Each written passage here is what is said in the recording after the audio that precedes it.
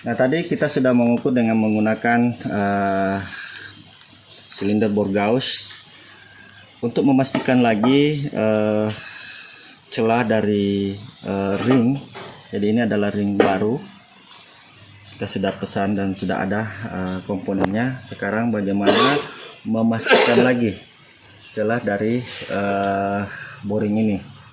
Tadi kita sudah dapatkan nilai standar dari buku yang ada di iPad ini.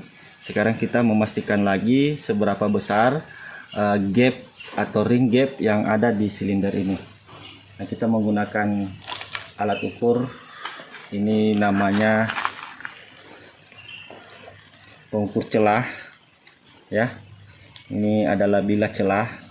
Di sini ada angka-angka.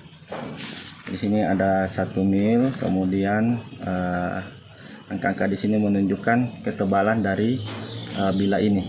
Nah, bilah yang ada di sini di angka ini sudah. Jadi di sini ada 3 ring. Yang pertama adalah ring top 1. Ini ring top 1. Jadi ring top 1 ini harus menghadap di ini, ada terbaca top. Ya.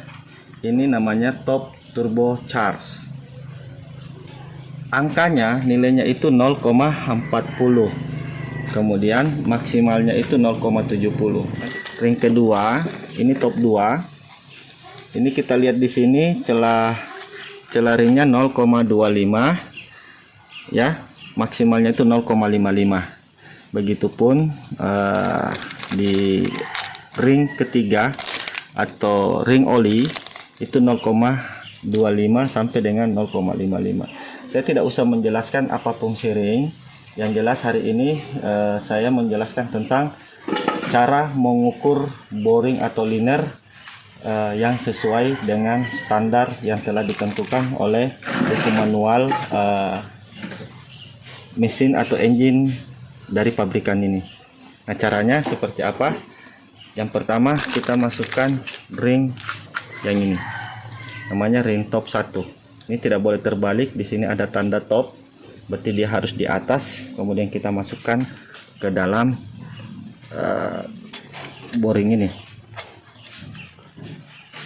ya, karena dia baru. Nah, kemudian kita masukkan seperti ini. Ini harus rata. Untuk meratakannya kita biasa menggunakan piston. Cara meratakannya supaya betul-betul masuk di kompresinya. Ini ya, kita angkat, kita lihat celahnya. Untuk mengetahui berapa nilai celah dari gap ring ini, kita menggunakan tadi di buku manualnya itu 0,40. Berarti kita harus menggunakan bilah ukur ini dengan angka 0,40. Kita coba. Nah, berarti ini masih sangat layak karena ukuran standarnya 0,40. Kalaupun misalnya kita menggunakan 0,50, itu juga masih masuk dalam kategori limit. Tapi ini 50 sangat keras. Ini berarti silinder ini masih sangat layak digunakan. Kita coba di angka 0,70 ini tidak bisa masuk. Kalau ini masuk dan 0,80, berarti silinder ini harus diboring atau memperbesar ukuran dari standarnya. Karena dia masih masih standar 0,40, untuk silinder 1 ini masih sangat layak digunakan. Ring top 2 ini juga ada terbaca top, dan ini harus posisi di atas. Kita masukkan lagi sama dengan yang pertama ya. Ini celahnya harus lebih sempit lagi. Kita masukkan. Nah, sekarang tadi angka dari buku manualnya itu 0,25. Sekarang kita mencari bilahnya itu di 0,25 ya, 0,25.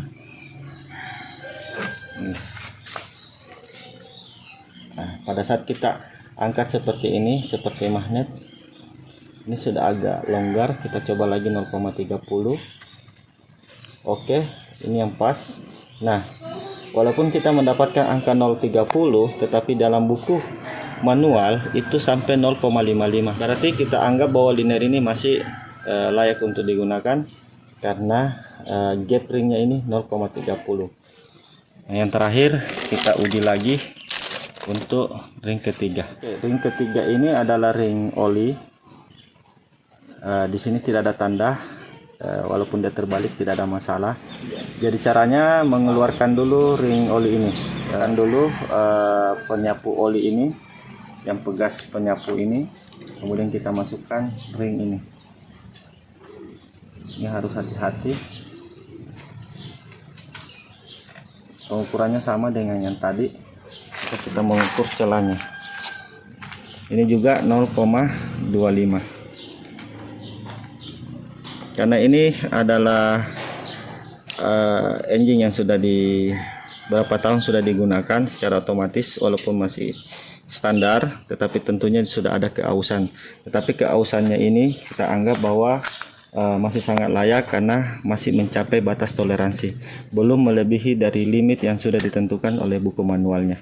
Oke, saya kira sama semua ini cara pengukurannya, karena ini adalah video tutorial untuk mengukur celah gap ring.